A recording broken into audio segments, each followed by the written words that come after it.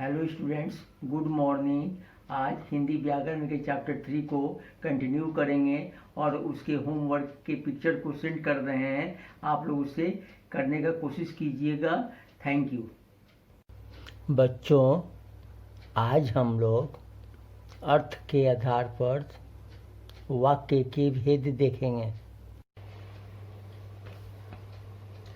अर्थ के आधार पर अर्थ की दृष्टि से वाक्यों के 8 भेद हैं। पहला, सकारात्मक वाक्य।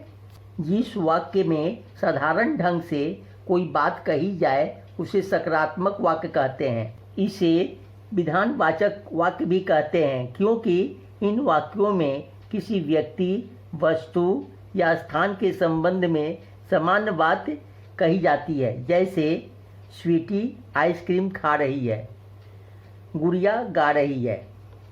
बच्चों, सकारात्मक वाक्य कोई भी सरल या साधारण ढंग से कही जाने वाली वाक्यों को कहते हैं और इन वाक्यों में किसी भी व्यक्ति, वस्तु या स्थान का जिक्र होता है, इसीलिए इन्हें विधानवाचक वाक्य भी कहते हैं। तो ठीक है बच्चों, अब दूसरा वाक्य देखो। नकारात्मक वाक्य।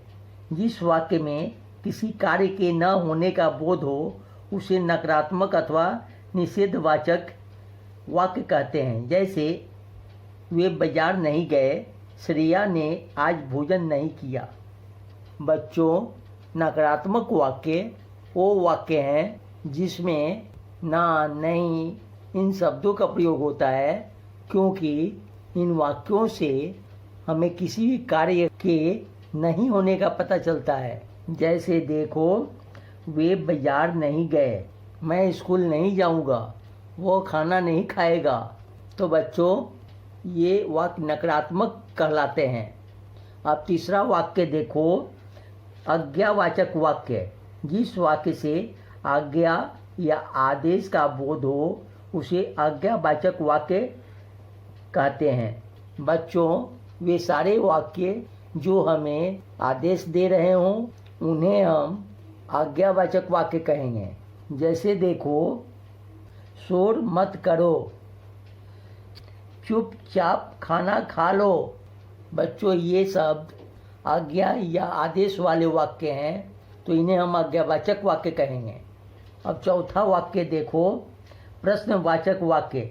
इन वाक्यों से प्रश्न पूछे जाने का बोध होता है।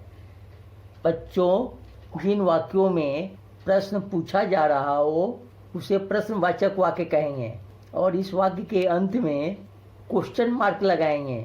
जैसे देखो, वह क्या कर रहा है, श्याम क्यों परेशान है, तुम्हारा नाम क्या है, वो कहाँ जा रहा है। बच्चों, ये सारे वाक्य प्रश्नवाचक वाक्य हैं। अब पांचवा वाक्य देखो, इच्छावाचक वाक्य। इन वाक्यों में इच्छा, आशीर्वाद, शुभकामना आदि का बोध होता है। जैसे बच्चों, जिन वाक्यों का प्रयोग हम कोई इच्छा व्यक्त करने के लिए, किसी को आशीर्वाद देने के लिए या शुभकामनाएं देने के लिए प्रयोग करते हैं, उन्हें इच्छावाचक वाक्य कहते हैं। जैसे आपकी यात्रा सुखद हो, आपको 2 वर्ष की शुभकामना। बच्चों, ये सारे वाक्य इच्छावाचक वाक्य हैं। अब 6 नंबर वाक्य देखो, संदेहवाचक वाक्य। जिस वाक्य से शंका या संदेह का बोध हो उसे संदेहवाचक वाक्य कहते हैं। बच्चों, जब हम शंका या संदेह वाले घटनाओं को बोलने के लिए वाक्यों का प्रयोग करते हैं उसे हम संदेहवाचक वाक्य कहते हैं। जैसे देखो, शायद वह लिख पाए, लगता है कोई घर आया था। बच्चों, इन वाक्यों में संदेह है, अर्थात श्योरिटी नहीं है कि वो हो पाएगा या हुआ है, तो इन सब वाक्यों को हम संदेहवाचक वाक्य कहेंगे। अब 7वां नंबर देखो, संकेतवाचक वाक्य। जिस वाक्य से किसी शर्त या संकेत का बोध हो उसे संकेतवाचक वाक्य कहते हैं। बच्चों, किसी भी वाक्य का प्रयोग जब संकेत देने के लिए प्रयोग किया जाता है उसे संकेतवाचक वाक्य कहते हैं।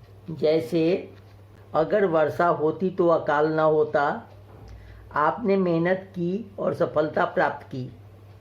बच्चों, ये वाक्य किसी चीज़ के होने की ओर संकेत कर रहा है, इसलिए ये सारे वाक्य संकेतवाचक वाक्य हैं। और लास्ट वाक्य देखो, विस्मयादि वाचक वाक्य। जिस वाक्य से हर्ष, आश्चर्य, घृणा, शोक, भय आदि भावों का बोध होता है उसे विस्मयादि वाचक वाक्य कहते हैं। बच्चों, जब हम कोई भी भावों को दर्शाने के लिए, जैसे खुशी की भाव, आश्चर्य के भाव, घृणा, भय, इन सभी भावों को दर्शाने के लिए वाक्यों का प्रयोग करते हैं उसे विस्मयादि वाक्य कहते हैं। जैसे